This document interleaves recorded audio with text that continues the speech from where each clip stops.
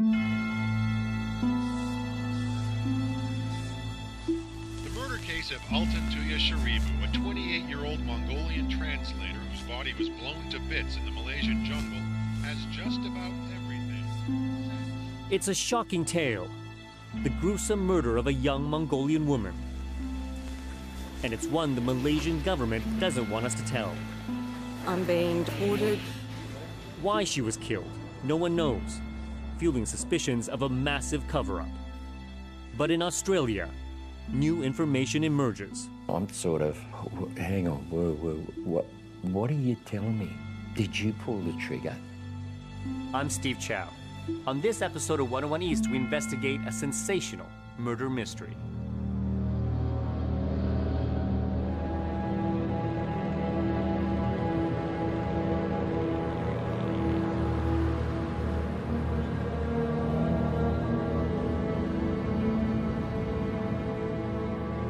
On the night of the 19th of October 2006, Altantuya Sirul was bundled into an unmarked car. Taken from outside a house in the suburbs of Malaysia's capital, Kuala Lumpur, she was driven out of the city to a remote jungle clearing. What happened was just like in the movies. I've seen such terrible things only in the movies. But this time, the movie became my reality. Somewhere between 10 p.m. and 1 a.m., Altantuya was shot in the head with a high-powered semi-automatic weapon. Military-grade explosives were then strapped to her body and detonated.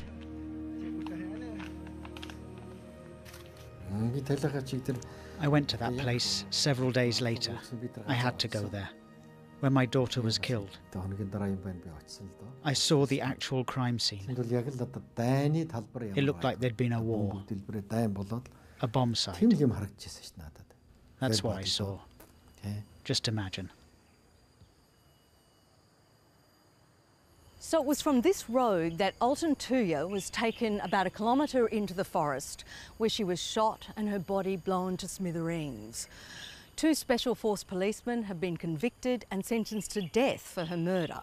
But more than 8 years later, there are still so many unanswered questions about what happened that night and why she was killed. The convicted murderers were Azila Hadri and Sirul Azza Umar. They were members of an elite protection squad. Their job, to guard Malaysia's top leaders. Why they would murder the young Mongolian woman remains a mystery. And with no motive ever established, speculation is rife others were involved and are being protected at the highest level of government. The number one question on everyone's mind is motive. Everyone wants to know who ordered it. Because these 2 officers who have been found guilty beyond reasonable doubt now didn't even know her. You know, they had no reason to have hurt her in any way.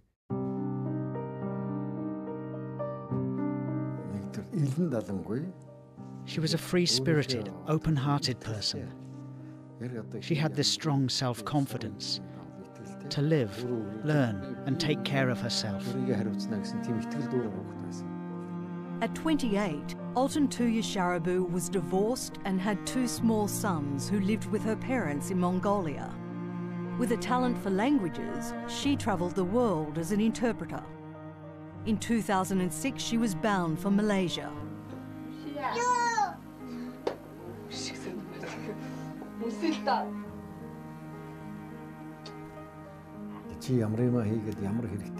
I asked her, why are you going there?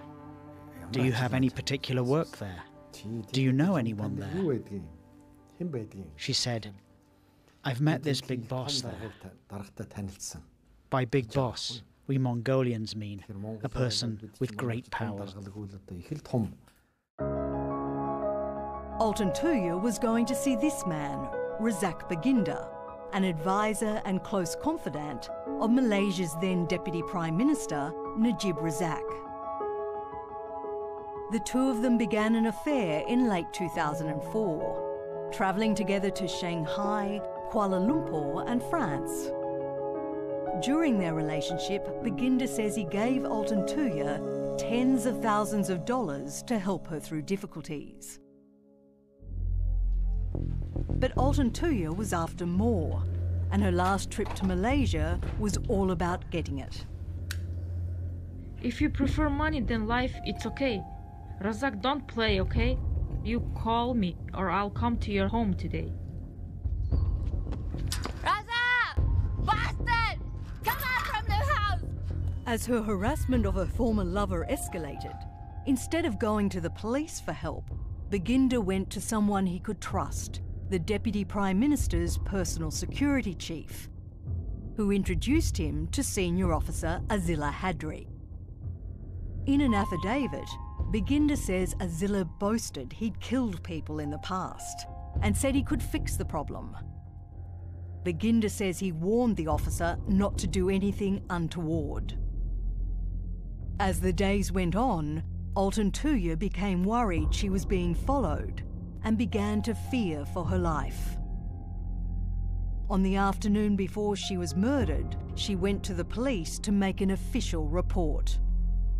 I'm just a normal girl trying to meet my lover who lied to me, who promised me many things, but now wants to put me in jail or kill.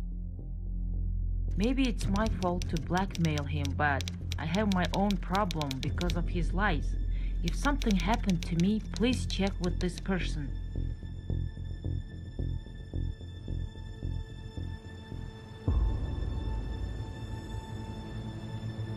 But that night, she went to his house alone. And it was then that she was taken away by Azila and his junior officer, Sirul Umar, and never seen alive again. A few weeks later, acting on evidence from witnesses to the abduction, the police detained the two officers and also Baginda.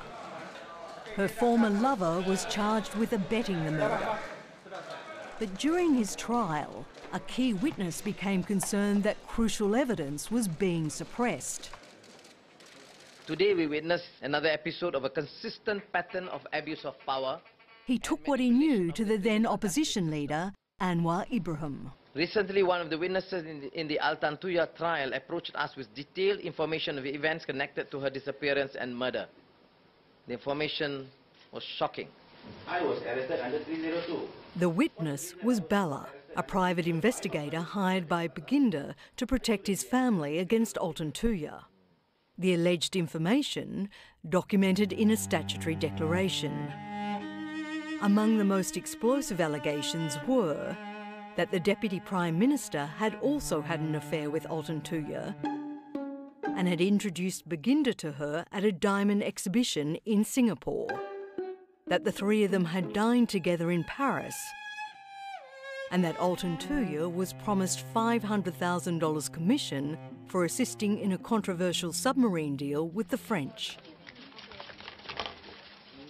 That evening, the Deputy Prime Minister fronted the media at Parliament House. I never met her at all. I'm not worried because the truth will prevail, and I believe in the system. I believe that I've not done anything wrong, so therefore there's nothing to be worried about. Life goes on. Then the next morning, in an extraordinary turn of events, Bala fully retracted his statement, declaring it inaccurate and not the truth, and that he'd been compelled to sign it. He then mysteriously disappeared, leaving lawyer Amarik Sidhu, who drafted the original statement, bewildered. My initial response was, this is total rubbish, because he had spent a long time with me, going through everything piece by piece. So when the phrase under duress was used, I was convinced there's somebody else behind it. Amarik had to wait more than 2.5 years to find out what happened. Bala telephoned me from Kashmir. The first thing he said was basically, sorry boss, I've caused you a lot of trouble. The two finally met up again in Singapore, Bala telling Amarik he stood by everything in his original statement. Is there anything in the first SD which you said which is not true? No, nothing. The PI then recounted how he was intimidated into changing it. First by a good friend of the Deputy Prime Minister's wife, and then by Najib Razak's younger brother. Army intelligence was waiting in front of my house, he said. They were already watching your house, he said. And the Malay man asked me whether you are married. I said yes. Do you love your family? I said yes. If you love your family, just follow instruction, just follow him. Everything will be okay, he said. Hello? Spooked, Bala called his wife at home. At the call pani and get her mother. Is anybody outside there? That's why I was up cutting Nikki's out. You just lock the gate, look on the playing lamp on the bones on that. Contribute to each other, no cost, no nothing. After that, he offered me 5 million for me to retract the SD. Then at 2 a.m, Bala arrived home escorted by 2 men. Like bind the boy, upon I get an edge, so Suresh told me. Bala number one, Melavande. இது பண்ணி ST கொடுத்துருக்காரு தப்பாக கொடுத்துருக்காரு அதனால் பாலாக்கு உயிர் மேலே ஆபத்து so நீங்கள் என்ன செய்யணும் இந்த நாட்டை விட்டு வெளியே போயிடணும் அப்போ நான் கேட்டேன் அப்புறம் என் பிள்ளைங்க படிப்புலாம் என்ன ஆகுதுன்னு கேட்டேன் எல்லாமே நாங்கள் பார்த்துக்குவோம் மனசுலாம் எப்படி நாங்கள் சர்வைவ் பண்ணுறதுன்னு கேட்கும்போது பாலாக்கு 20,000 வெளி சம்பளமோ 5 மில்லியனும் ஆஃபர் பண்ணியிருக்காங்க அப்படின்னு யார் ஆஃபர் பண்ணது கேட்டதுக்கு நஜீப்னு சொல்லி சொன்னார்.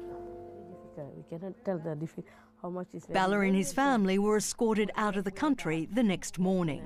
They say go for holiday for a few months, not for 5 years. They say only for me until PM Najib come PM you will come back. How many months? Not even 1 year. Now 5 years, man.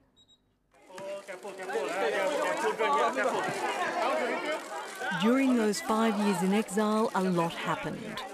Without his alibi being tested in court or having to give a defence, Razak Baginda was acquitted. And very unusual for Malaysia, there was no appeal. For Baginda, it was vindication. Let me put it this way, I am innocent. And at some point I said, God willing, inshallah, I will be released because I'm innocent. So at some and he point, maintained Najib Razak was in no way involved. What I have said today is what I told the police. That Datuk Najib had never met the deceased. How do I know?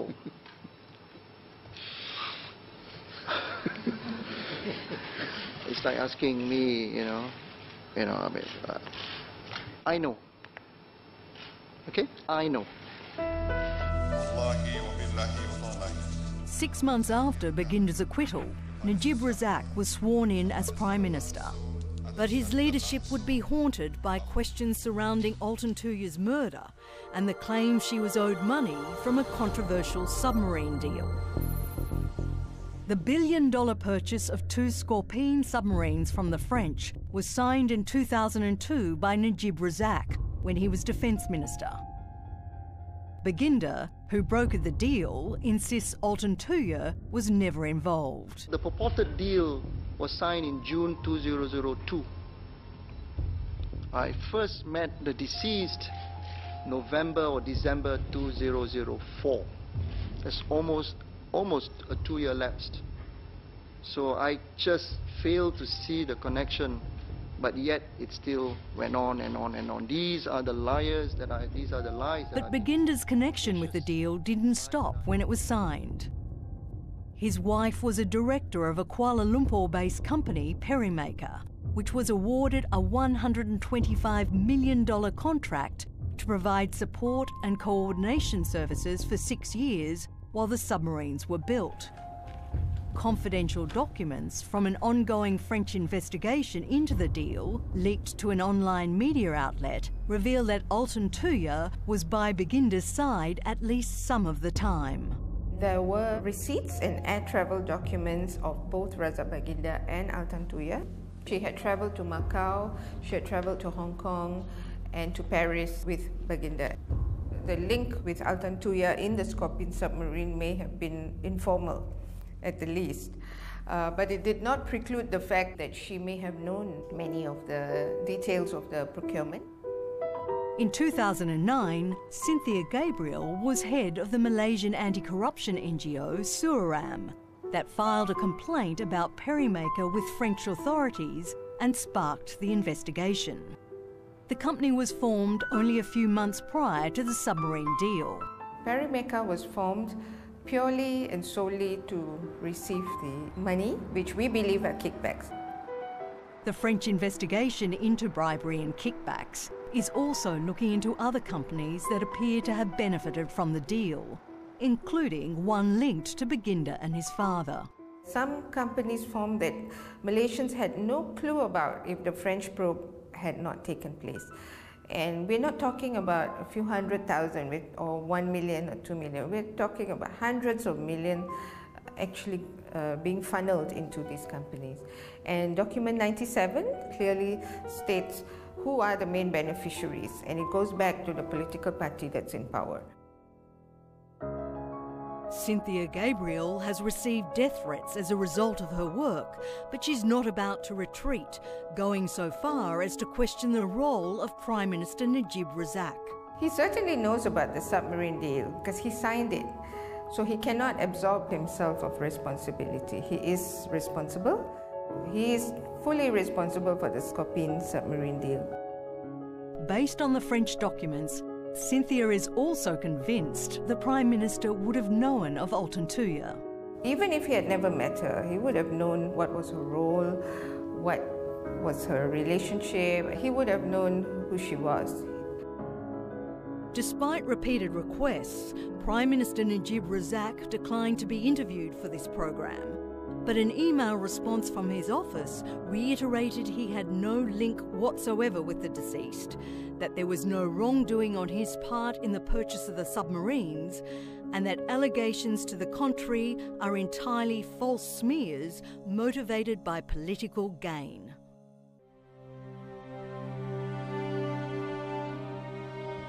Altantuya's father, Setef Sharabu, is determined to get justice for his daughter. It is very difficult for me, mentally, to keep going to Malaysia. I feel horrified, to be honest.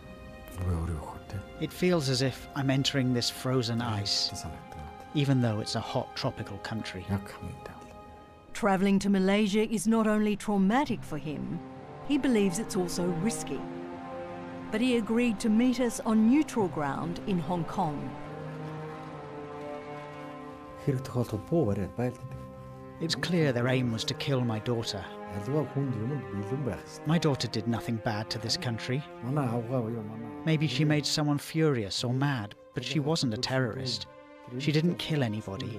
She didn't illegally cross borders. There must be a huge amount of money, power, and possibly crucial operations behind this. It's obvious. Ram Karpal Singh is an opposition MP and the lawyer representing Mr. Sharabu in his civil case against the two convicted security officers, the Malaysian government and Razak Baginda. For me, the entire purpose of this case is to find out motive. That's my ultimate goal as far as I'm concerned. And we would not be intimidated by any quarter, that's for sure. How are you? Mr. Sharabu has waited 8 years for the criminal process to end so his civil proceedings can begin. He's hoping he'll finally find the truth behind his daughter's death.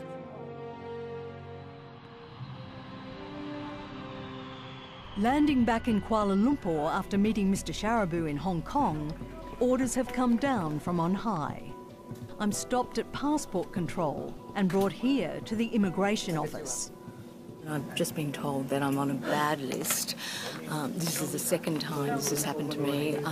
When I left to go to Hong Kong to see Mr. Sharabu, I was pulled aside, and now it's happening again. It obviously shows the sensitivity of this story, and I've obviously come under the spotlight. And 5 hours later, having been told I'd broken no laws, I was on my way to a boarding gate. I'm being deported from Malaysia. I'm being escorted by about 5 customs agents and a man in military outfit. So I'm about to board my flight to Sydney. Clearly, I'd hit a raw nerve.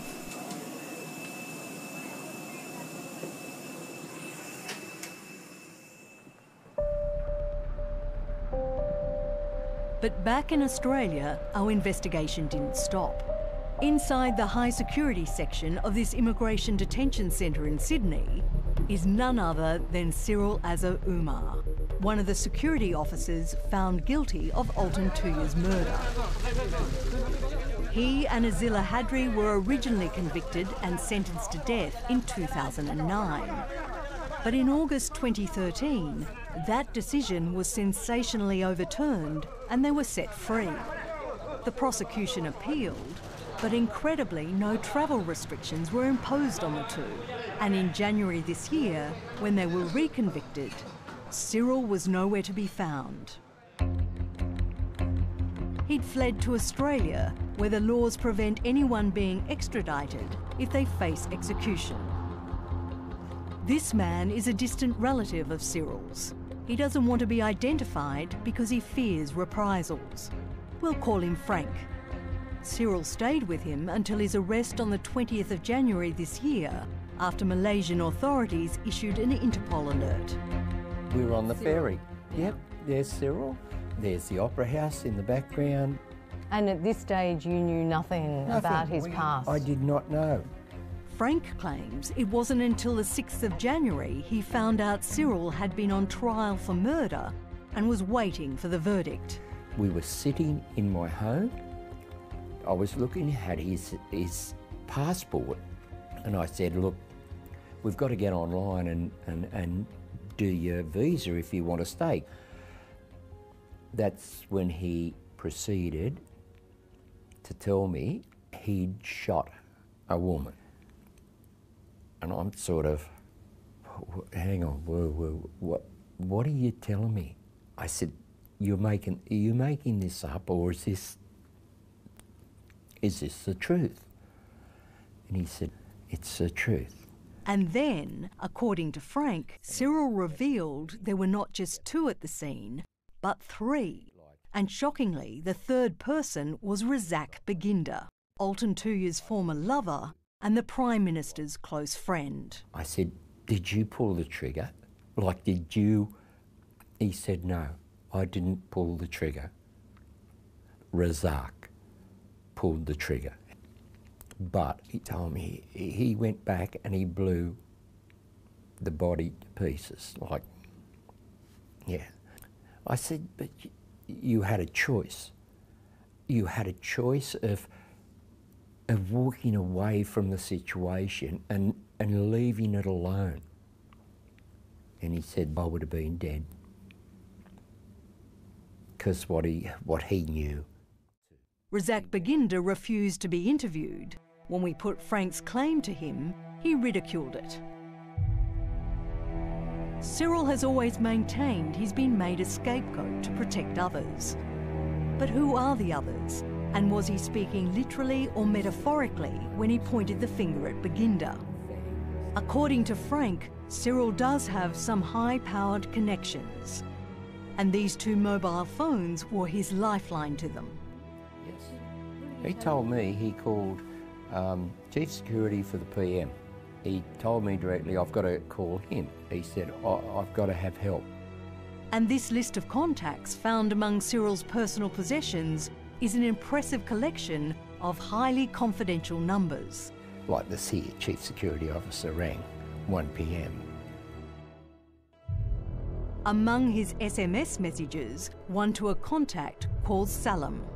Salam is Abdul Salam bin Ahmed, a businessman with a history of bribery and powerful political connections, travelling in the entourage of the former and current Prime Ministers and with close ties to the Special Branch Police. It appears from Sirul's SMS, Salam is acting as a middleman for someone with a lot at stake. Greetings, boss. I am in difficulties here. I want 2 million Australian dollars before you come to meet me. I need to guarantee the future of my child here. After that, I want 15 million and I will not return to Malaysia. Not ever. I won't bring down the PM. 4.5 hours later, Salam responded with, they want to discuss. Salam didn't respond to our questions about his role as a middleman, but recently visited Sirul in detention for a third time. As we go to air, Sirul remains in detention in Australia. Razak Baginda is director of his own Islamic Peace Foundation. Najib Razak is still Prime Minister.